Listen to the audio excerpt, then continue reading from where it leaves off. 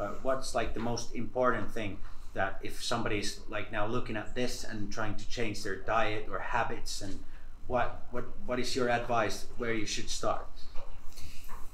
Sleep's the number one factor.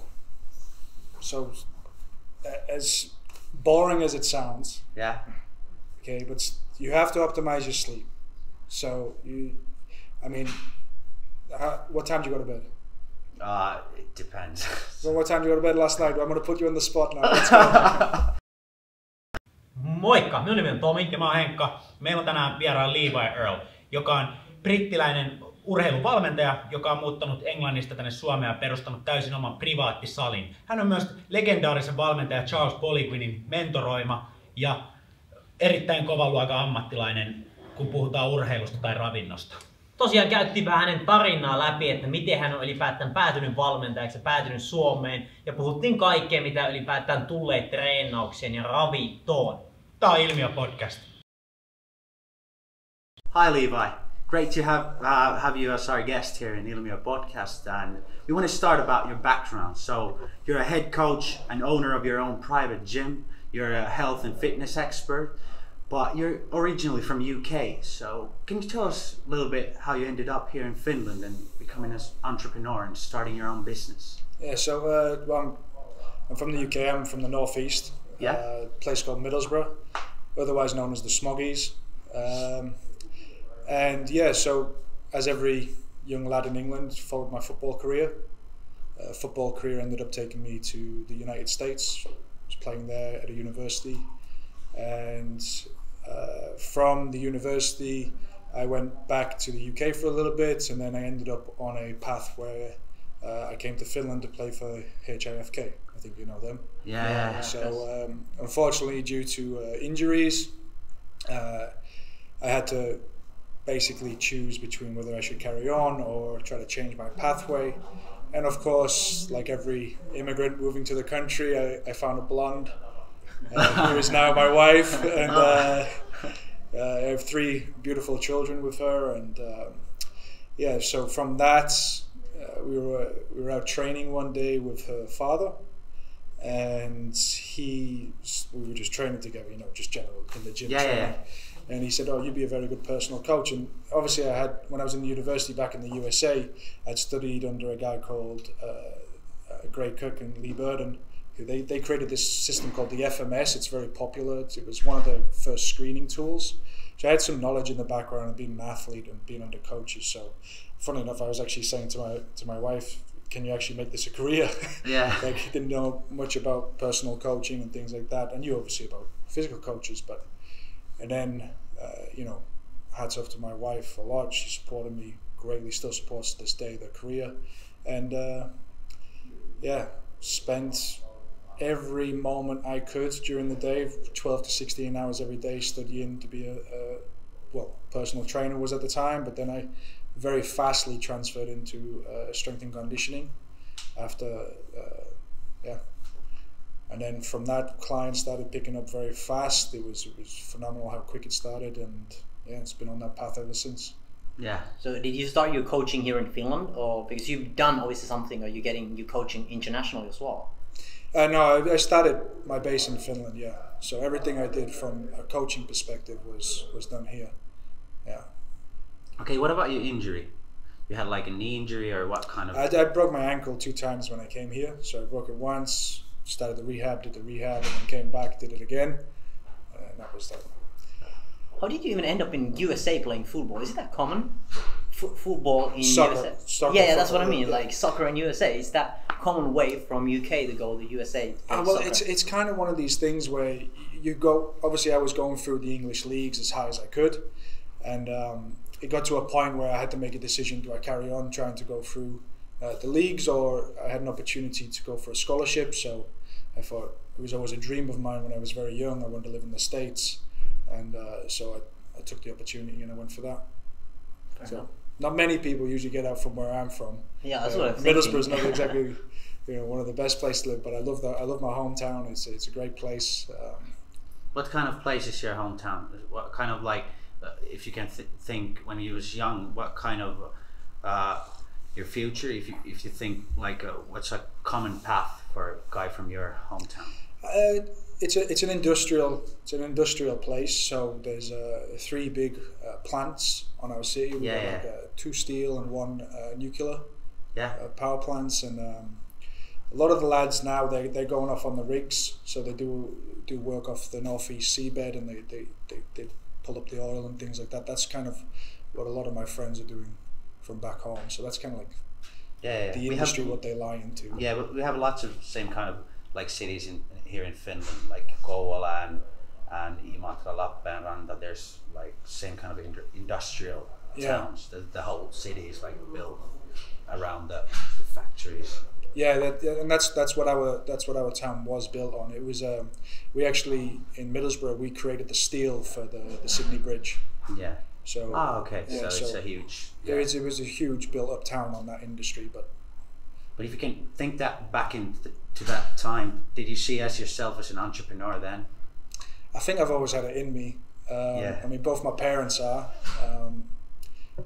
My father's an artist, and my mother, she's in fashion design. She does actually now she's on backstage behind artists like Rod Stewart, and she's worked last year with Christina Aguilera and Pink and people like that. So she's changing the clothes for them. I've always had entrepreneur, I think, in my blood, but I always see myself as a professional athlete when I was growing up. But but that kind of builds up for that. Like you got the entrepreneurial side, and you got the sports side from your background because you were playing football all your life. Yeah, when I look back at it like that, I can see it. Yeah, exactly. Yeah. How about because you obviously got in a coaching from the big names in like Charles Poliquinin. How did you end up getting coaching from those international big names in the strength industry? Well, how did that happen?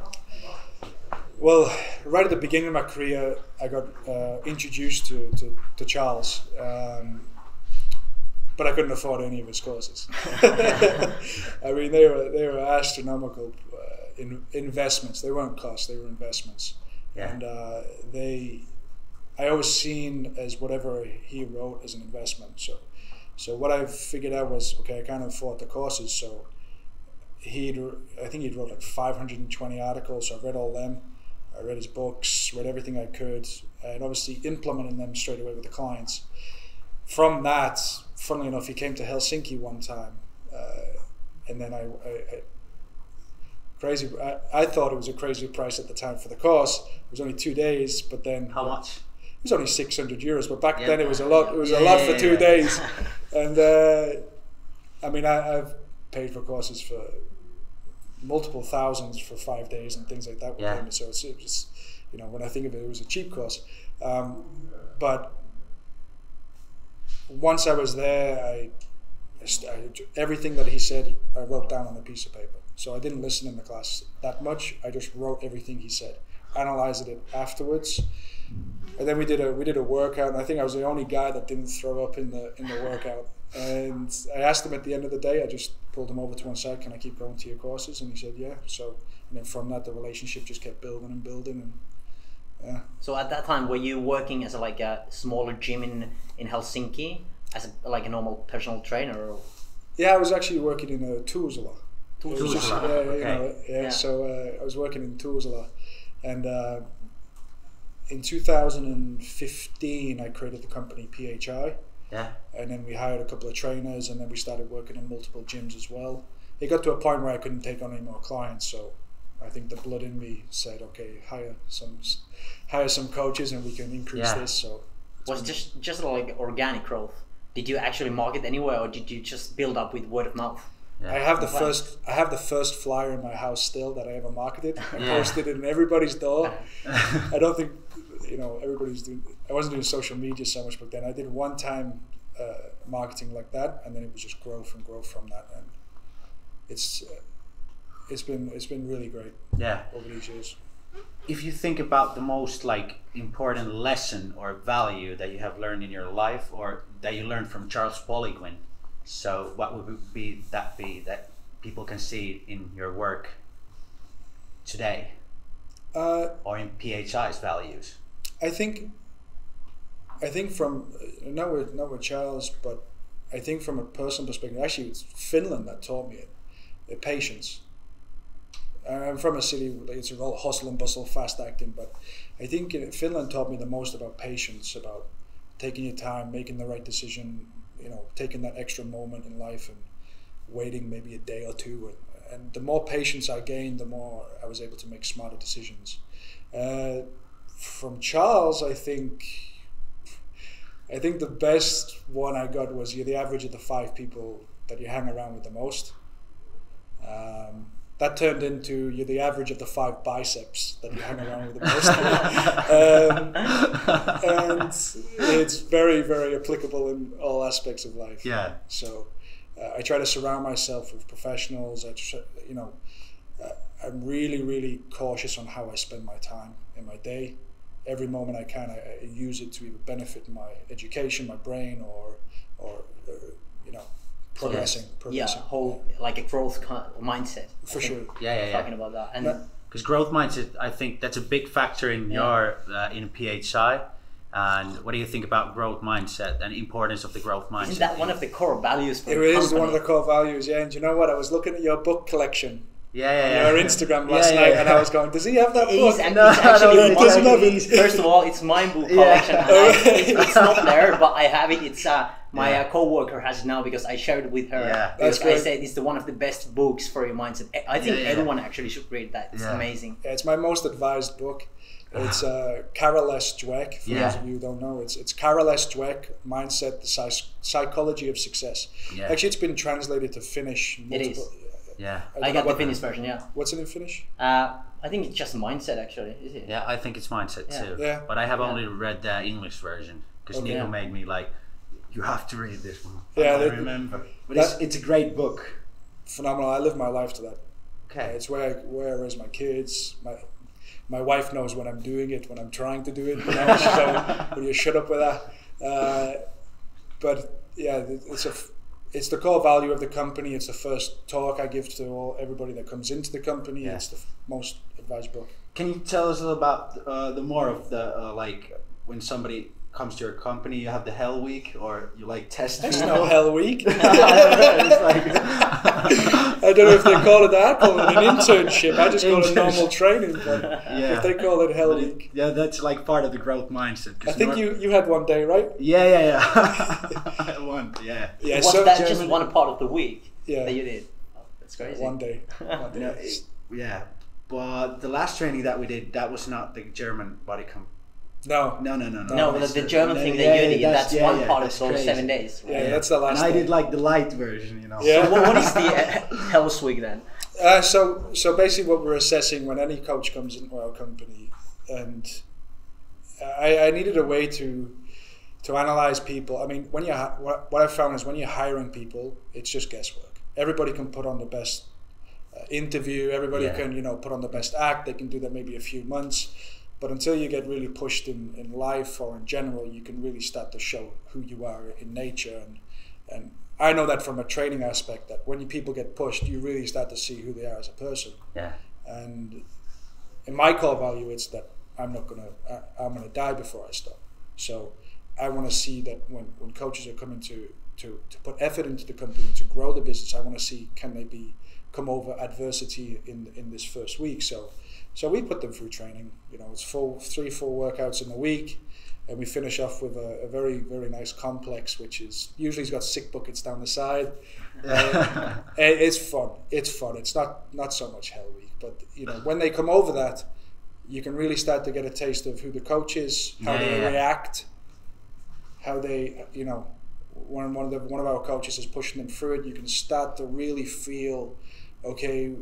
Especially like when this virus just happened now, you can really see that the coaches that we have in our company are very good at overcoming adversity. So it's been very nice to see that they're mentally very strong. I really like our team. So yeah, I think growth mindset, especially in these kind of days when there's big things happening like coronavirus, it's more and more important these days that you don't stress about life, or like what is happening out of your the circle, that you can actually make any anything. I think that is very important these days. Yeah, and you know, the fixed mindset, growth mindset approach is, you know, if you've got a fixed mindset, you're going to find a way to blame it on something else. But the reason why it didn't go this way. Yeah. Instead of looking on the growth mindset approach, where you can go in, how can I grow from this situation? Yeah, maybe I didn't perform my best, but what can I learn and what can I grow from that moment? So yeah, and taking like an extreme ownership of your own life and your like, yeah, you know what I mean. Yeah, for sure. It's For sure. responsibility of everything basically. Yes. Yeah. So I heard some news that you're expanding your gym. Well, Or is it it's a bit on the hush at the moment, but it's okay. But yeah, we are progressing as a business, and we are Okay. looking for future endeavors. Let's say that. Okay. We are growing all the time. For the Health Week, has there ever been a coach who hasn't finished the Health Week and had just you never hired him then? Yeah. Yeah. Multiple. Multiple. Sorry if you're listening, but yeah, multiple. Yeah, but it's not. It's just, yeah. It's not. I mean, it's not to scare people off. I mean, it's you know, if you want to be successful in this industry, this is one of the most competitive industries out there. You got a bunch of fitness people trying to be better coaches. You know, it's a very competitive industry. Yeah. So what do you think? What differentiates your gym and your coaching styles from the other gyms? Because there's obviously, like you said, it's a very competitive industry. So take aside the Hell Week and things like that. Yeah. I think our approach is the main part is it's progressive. So the point is that you're always making progression. Now, what's not progressive is if you do, let's say, a fast diet and then you relapse and you go back on your weight. Now that's not progressive. That's a poor investment for the client. So the way that we see that when clients come to us is that they're investing into us. So we're looking at they're making progress all the way through year to year. So we have like a 7-year plan with every client that comes to us. So we have a 7-year progression model which works. So year to year, whenever they're investing with us, they're keeping their results. So they might go away for 3 months, but they don't relapse. They even maintain or they even improve still. So I think that's one of the biggest concepts in our business compared to others. Yeah, what do you think about like overall the nutrition world and like the fitness industry now? Because it seems I'm very interested of these topics, but when you're trying to find information, somebody says you just go fully carnivore, somebody says you just go vegan. I think it's just like fats and protein. Someone said it's like, Yeah. what's your aspect for this? Yeah, I mean, everybody probably wants me to say go carnivore, go vegan, you know, because that's the cult that's provided. But you know, at the end of the day, nutrition is a very great aid to get the results that you're looking to achieve. But it's how you use the nutrition to support somebody in that moment in time. So fasting might be a great protocol. 3 days later, it might not be. So it's about what the coach can see in the client, what would fit them best in this moment of their life, and it's using that approach. So you can take all the diets that you want to. I mean, you can take even, you know, coffee enemas if you want to, but you guys don't know what that is, right? No. Okay, you can Google that after. You know, it's an approach to nutrition, but you can take all these diets, but I feel like it's a coach's responsibility to use a specific protocol in a specific moment in a client's life to help them get to the next stage which they're looking to achieve. Yeah, like more like embrace the individual. Yes, like for sure. See everyone as a person, not like as like there's no like one solution for everybody, or like you know what I mean. Keto. Yeah, it doesn't work for everyone. It doesn't work for everybody. It works fine for me. Do you know who I find have the most difficulties with ketogenic diets? Businessmen. Yeah. Because businessmen typically about 4 or 5 o'clock in the evening, they need to be calming down. And what's the fastest way to take down your stress? Sugar, carbohydrates. So typically I find that when I give people who are businessmen a more ketogenic approach, now it's not all, you can't say it's black and white, but when I do give that to the majority of them, I see that they have higher stress, they're unable to calm down in the evening, so then they lack sleep. If you lack sleep, then you're going to increase certain hormones like leptin and ghrelin. Leptin and ghrelin are your hunger hormones and satiety hormones. So then you're going to be making worse choices the next day and for food, and you don't know how hungry you are, and if you eat too much, things like that. So I find better results, especially for businessmen, is to increase carbohydrates actually in the evening. A low glycemic, something that supports their blood sugar, but this isn't generalizing here, but you understand. What about you have to deserve your carbs? That's a Charles. Well, I'm not going to go into that one. I don't know what he's talking about. The first time he said that to me, he said you can lick an orange once every 6 months. Is it that you should be under 10% body fat that you can't get any carbs? Is that the kind of mindset behind that? From him, yes. Yeah, from him. Yeah. What's your take on fasting then? Because you were talking a little bit about fasting, and personally I've found so many cool things. Like my energy levels have gone so up since I started doing intermittent fasting, like 3 to 6 days a week. Yeah. How many hours do you do? 16-8. Yeah, it works for a lot of people, especially when it comes down to losing a bit of weight. Because obviously you're in a calorie deficit, much easier, and sometimes it's just better to stop eating than having smaller plates. That's a bit hard. So I like it, and especially for people who've got like metabolic syndrome, things like that, they need to reboost their system. I use it frequently. Personally, I use it myself. Yeah, and just for that, like your blood sugar doesn't just jump up and down all the time, because like, especially if you eat carbs in the morning, I find like I'm not in my best mindset during the day. But if I'm fasting until 11 or 12, I'm just so much more energetic with my mind. Like I don't have any brain fog. Yeah. I was just listening to stuff about zonulin. Zonulin's this basically this protein in the body which increases a thing called leaky gut, but it also can make your blood-brain barrier also a little bit leaky. And you can find things when you're taking gluten-based carbohydrates that also impairs brain function. So that's probably what you're feeling when you're taking your carbs in the morning. But for generalization, carbohydrates are used frequently throughout the bodybuilding world. Yeah, definitely. Yeah. They're still lean. Yeah. They're still, of course. It's not. His carbs aren't bad. Yeah. No. It's you just have to utilize them to get the effects what you want. For me, it's just the timing. Because first I tried like full keto, but then I wouldn't grow any muscle mass. But now when I do I take protein and fats throughout the day, but then before and after training I take the carbs, and that fits for me like perfect. It's like a hybrid diet, or how can you call it? There's fancy names for these diets, but the one issue what you get sometimes if you take too high glycemic based carbohydrates before training is you can kind of go your blood sugars can drop too much during the workout. So typically I use them with a low glycemic index, like berries, nutrients like that before the workout, and then I use, because you'll also increase strength factors, right? So carbohydrates before will also improve your strength. That's you met the powerlifting world. They're not shy of carbs over there. No.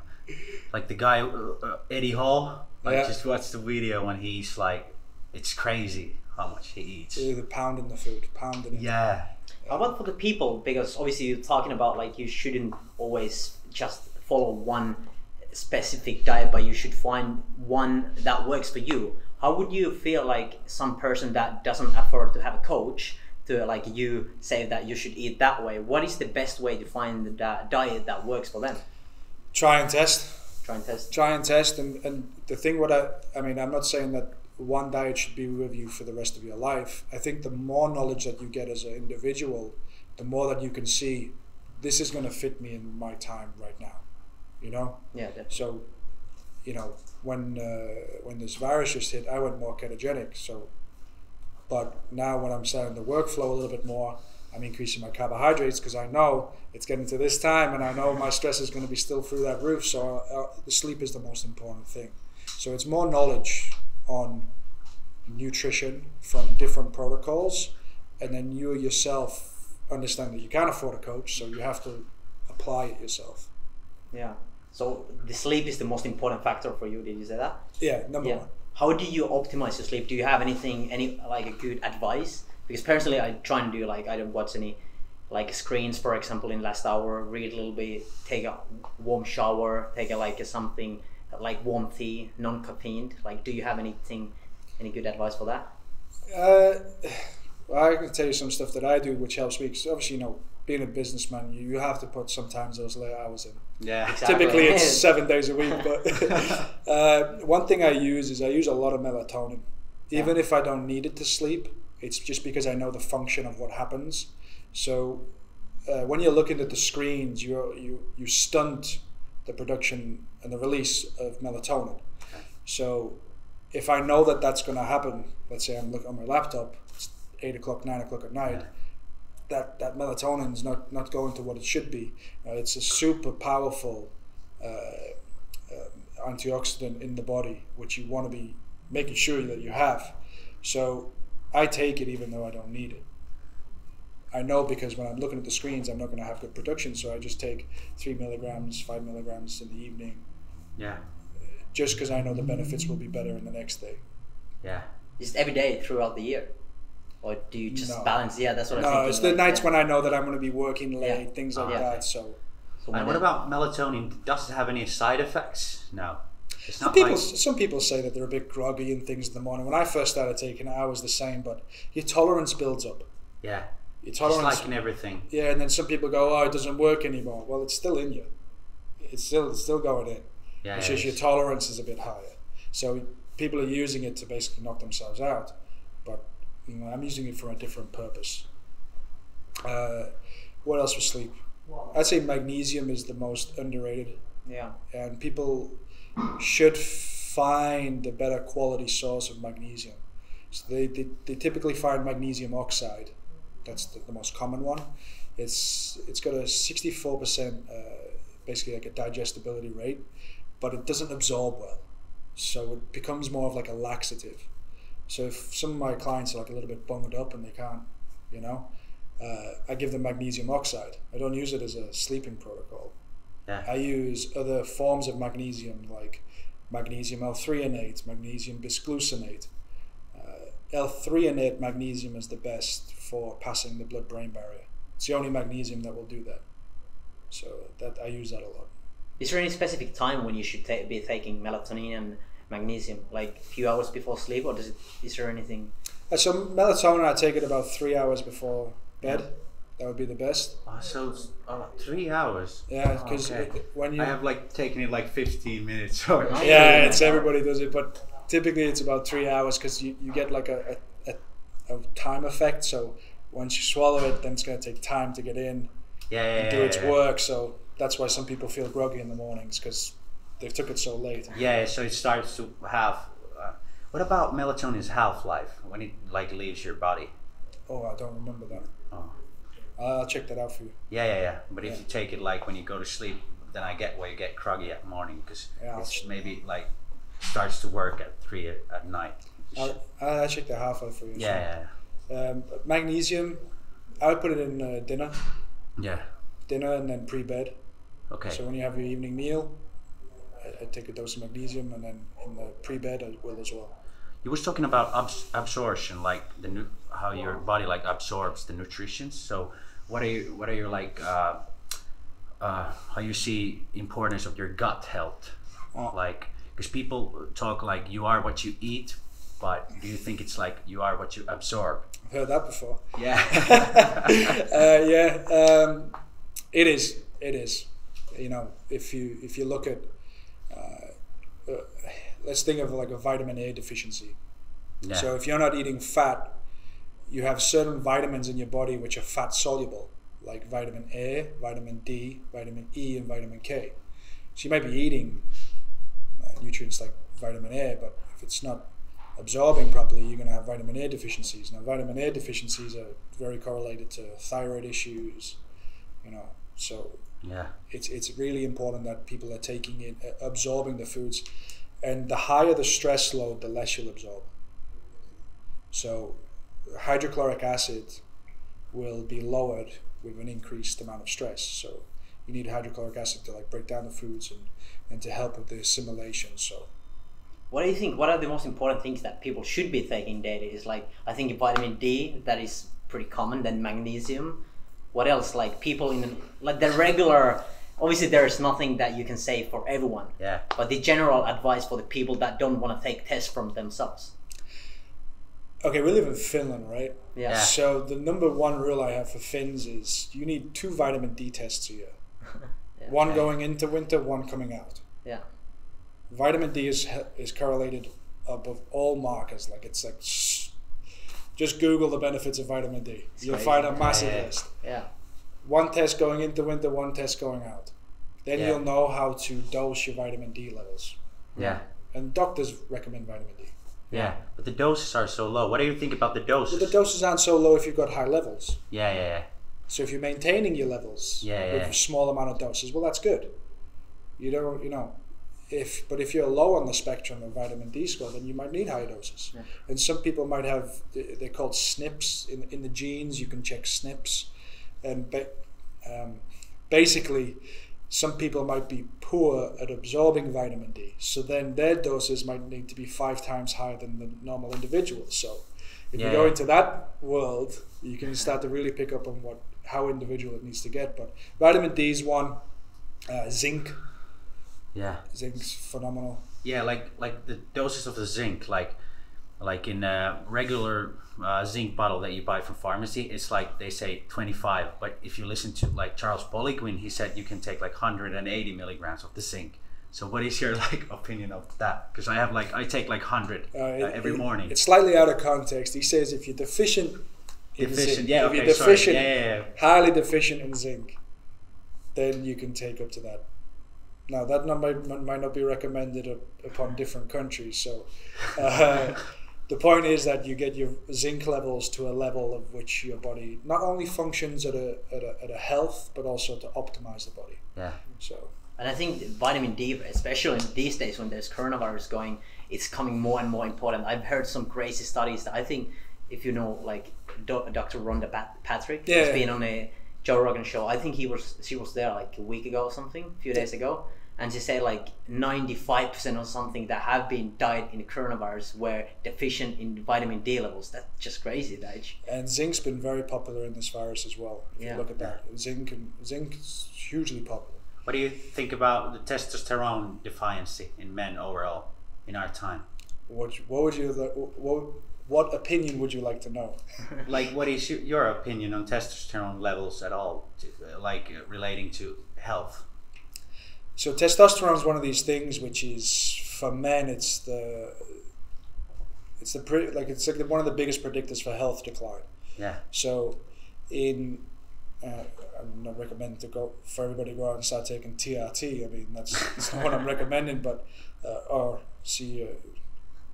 ask somebody on the street for it. I'm definitely not recommending that. But for testosterone alone as itself, for men, it's one of the biggest indicators to check to see how your health is long term, for longevity, and There's very many ways to boost it. Eating healthily, lowering inflammation, not being overweight. Yeah. Weightlifting. Yeah.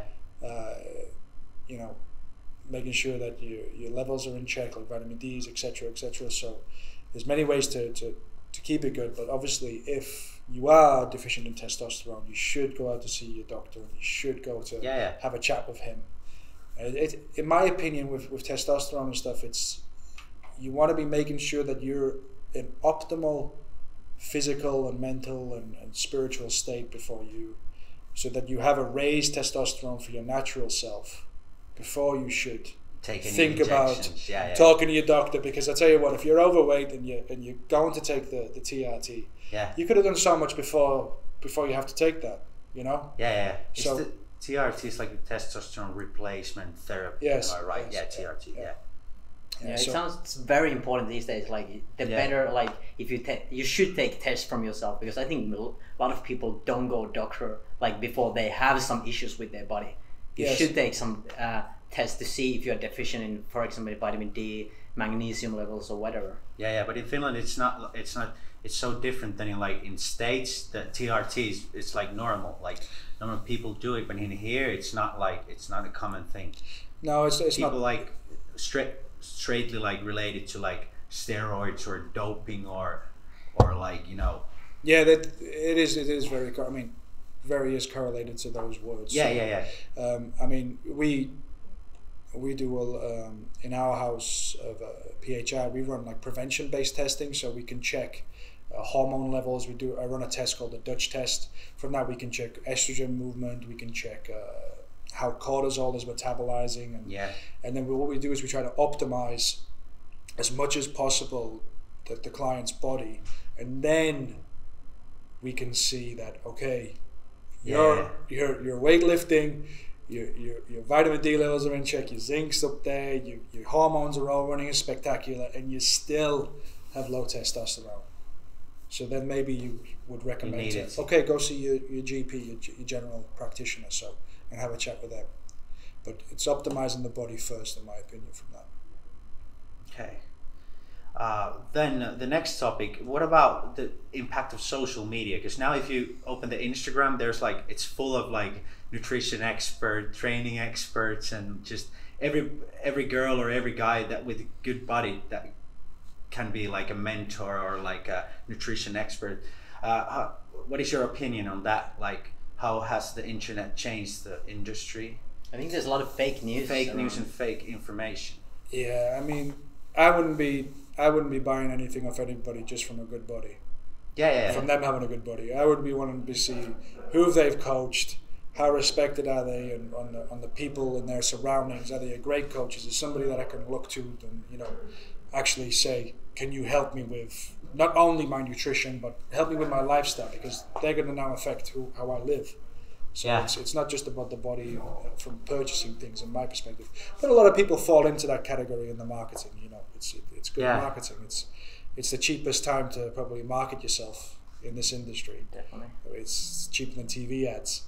So, So, but the social media it's a great tool, but I don't live my life on there so much. To build everything organically, so yeah. Yeah, in the end, there's so many ways to like follow. If you want to, for example, get a better body, there's not one way.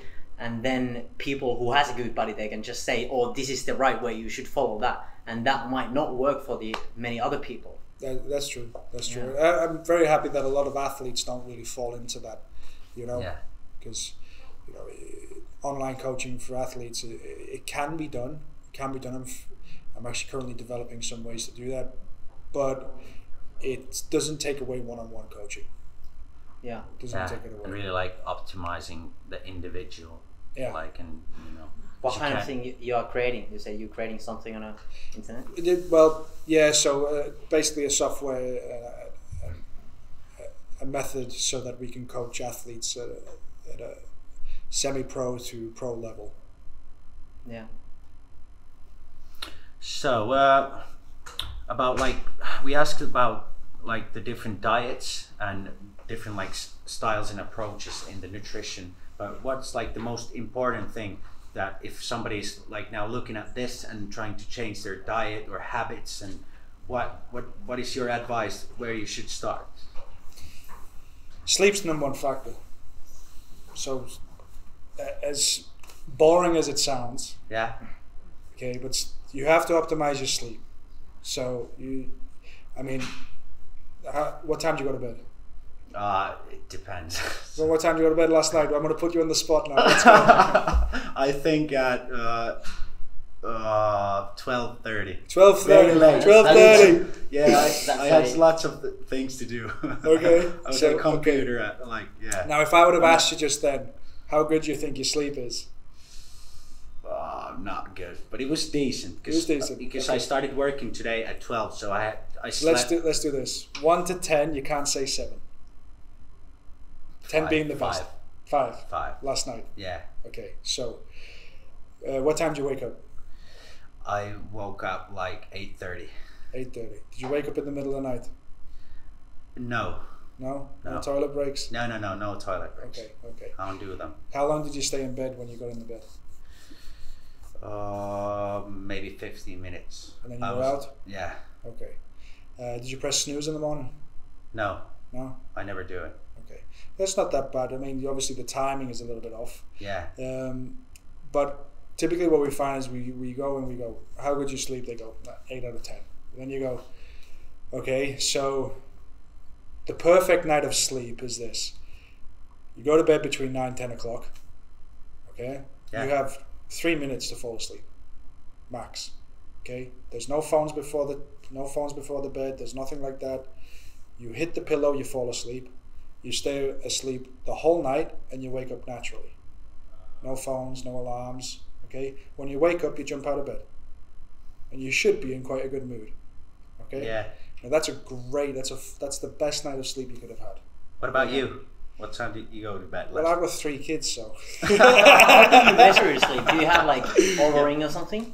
No, I don't have it. Do you use anything?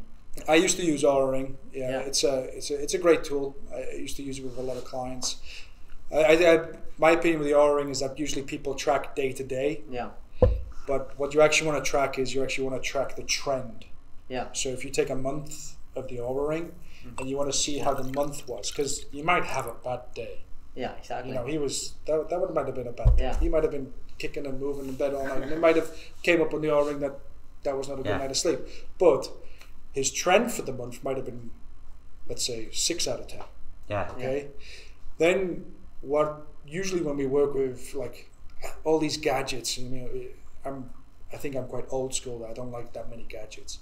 But when we use them, we try to show that, okay, let's implement now magnesium, for example. We talked about it. So now we can see you get more REM, you get more deep sleep. So this month, when we've incorporated magnesium and there wasn't anything else that we changed, now we can see that your 6 has gone to an 8. Okay, so that works for you. Okay, now what's next? Okay, no laptops, or have you seen Just Get Flux for the laptop? Do you know that? No. Just Get Flux. That's phenomenal. It's a plug-in here, but it's a... No, it's actually that changes the light, right? Yeah, so it changes your light to wherever you are in the world. Yeah. So it's a justgetflux.com, I think it is. And you just have it run in the background. Then let's say we incorporate that. Then we can see that the businessman or athlete has now gone from an 8 to a 9, and then we're trying to improve that all the time. Because when I bought my Polar watch that tracks the sleep, I saw that my sleep was getting better and better all the time, because I was actually paying attention that like my average heart rate is getting down, because in the evening I saw, like in the morning when I woke up, I saw the how well did I sleep, and when I had the watch I was like, oh, now I want to sleep better. I don't eat this or I don't drink this in the evening because it's gonna fuck up my sleep, so I want to do that better. And for example, for me, magnesium and melatonin did a massive increase for that. I think my average heart rate dropped from 51 to 46 in one day, and that stayed there for like a week or 2. Yeah. So do you still keep using the gadgets? Yeah. Now it's around 50 at the moment. Yeah, depends. It's good. So to go back to the question, sleep is the biggest regulator of everything.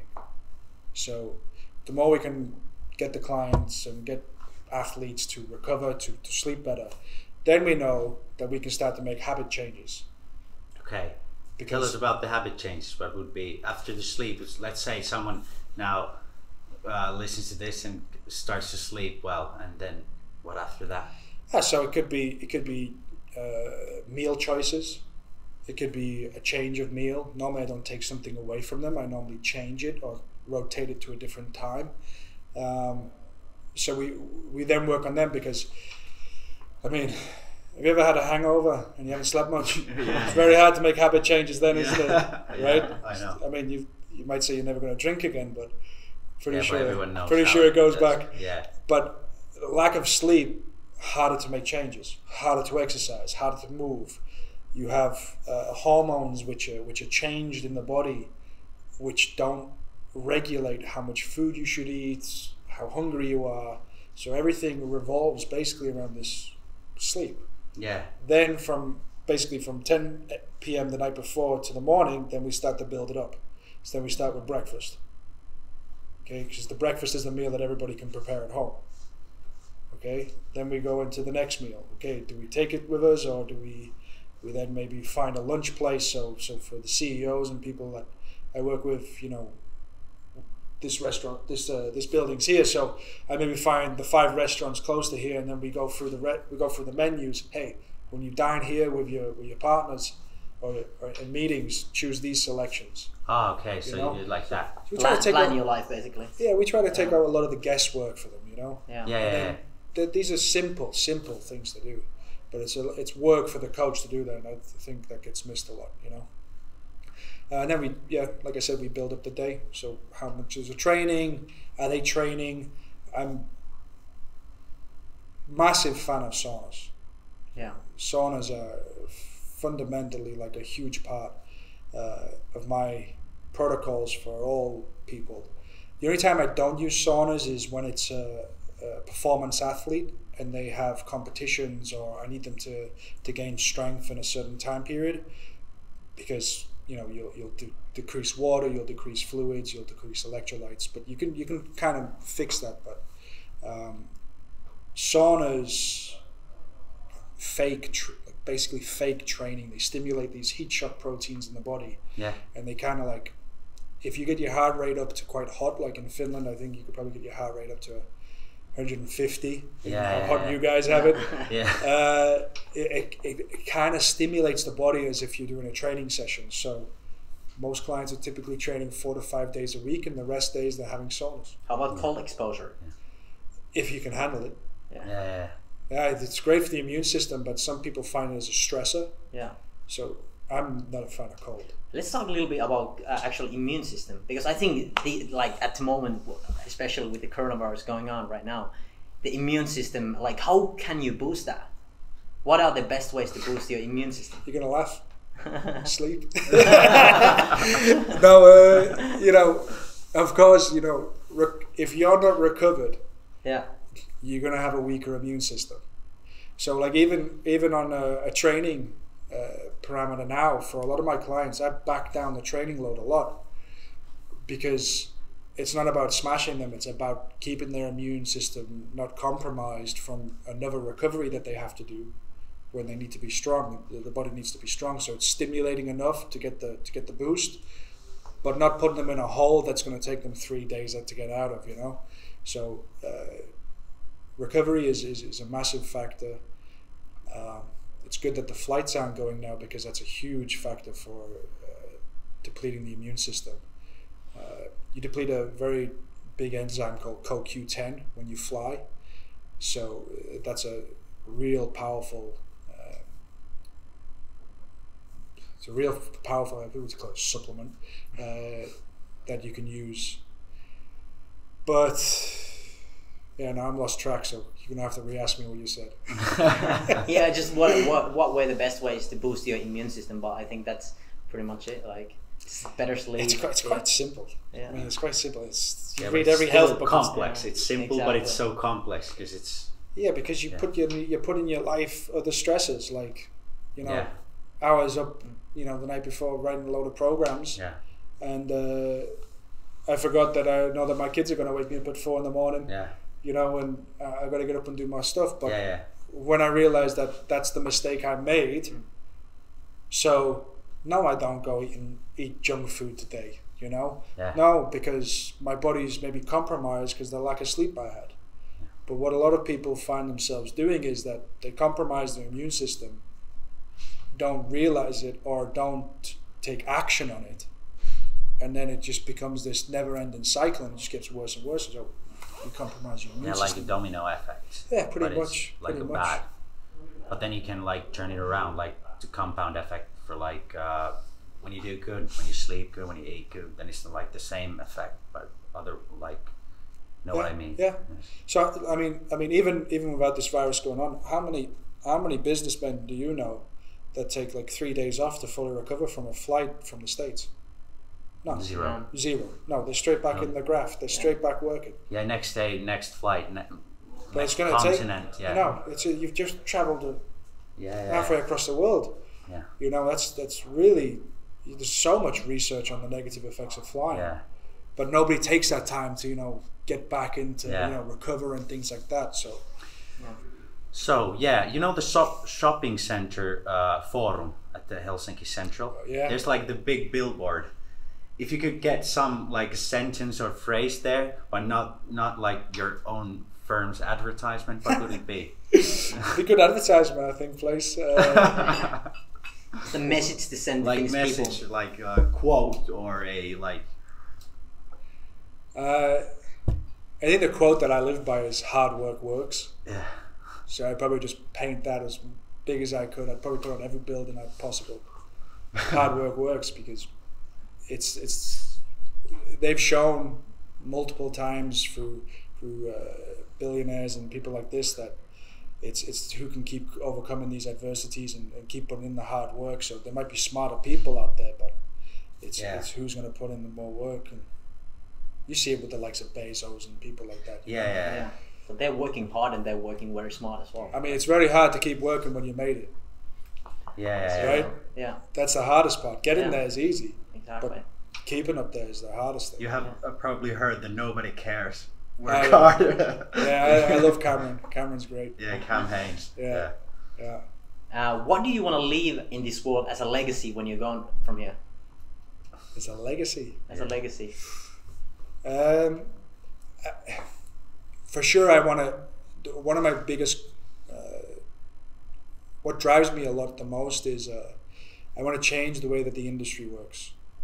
So I wanted that people look at it.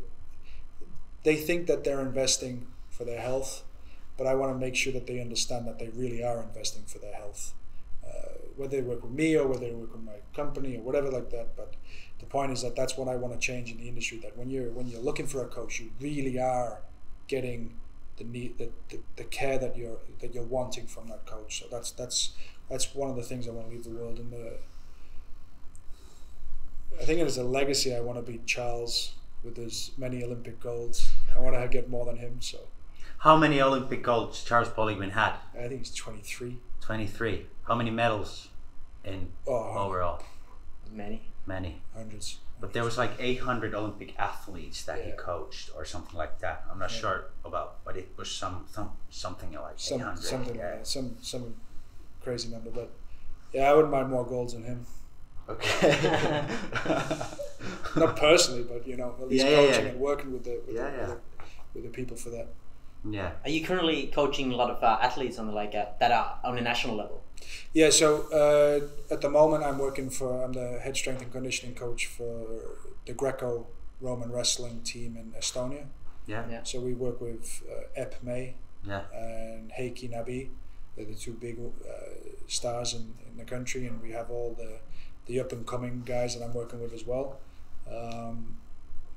In Finland, I'm about to go to Pori tomorrow. I train one Olympic hopeful. Hopefully we can get him to the Olympics. He's in freestyle heavyweight wrestling. Yeah. Finnish guy. So that's in the Olympics. And then I just signed with Kiekko Espoo Blues. Yeah. So I'm the head strength coach there. And I also work with BJJ athlete. She's a world champion, Elvira Karpinen. She's on Eddie Bravo's team. Then other multiple, loads of ice hockey players and MMA and so. And you had the strength coach that coached Conor McGregor also in PHI. Am I right? Yeah, Owen Lacey. He's a really good colleague of mine, really good friend, and we brought him over 2 times. I brought him over. Yeah. Okay, have you never seen Conor? No, I haven't seen him. No. I've only got his whiskey in my in my room. We saw the bottles. Yeah, I don't think I could bribe Owen enough to let me go in and watch him train Conor. But at the end of the day, it's as a coach, it's just athletes. You build a personal relationship. In my opinion, we become great friends and stuff like that. So without the media and stuff, I really like working with people. I don't normally put a name or media towards that. So Is there anything else in your mind before we stop? I think we're running out of time soon. Anything else you want to share? Or you have question for us or? Well, I didn't prepare for questions for you, lads. No, I think this is good. This is great what you guys are doing. I think it's really good. And you know, if you ever want to do more on health and stuff, I'd be willing to come back on and we'd be happy. It was good fun. And Yeah, I of really course. hope your listeners enjoyed something. Yeah. If they wanna ask me some questions, just slide into my DMs if they want Yeah. to, and Yeah. on my email, and we can figure So stuff it's out. performance, health, intentions, and your Yeah. main gym is located in Helsinki, Vantaa. Yeah, we're right outside the airport, and Tell all the listeners where they can find you in social media. I think you're active on Instagram, right? yeah. So my social media is just my full name. It's just Levi Earl. Then we have my personal website. It's got all my CV on there. It's www.leviearl.com. Then we have the company, phioy.com. Performance, Health, Intention is the Yeah. Yeah. Awesome. Hei, nyt tää lähetys loppuaika tähän, niin käykää tosiaan seuraamassa Leviä IG:n puolella ja käykää kanssa ottaa podcast Ilmiö haluttuun, jos ette ole vielä ottanut. Yes. Kiitos kaikille. Kiitos. Thank you, Levi, for Thank you, having. Levi. We had a Cheers, great lads. chat. Yeah. Thank you. you.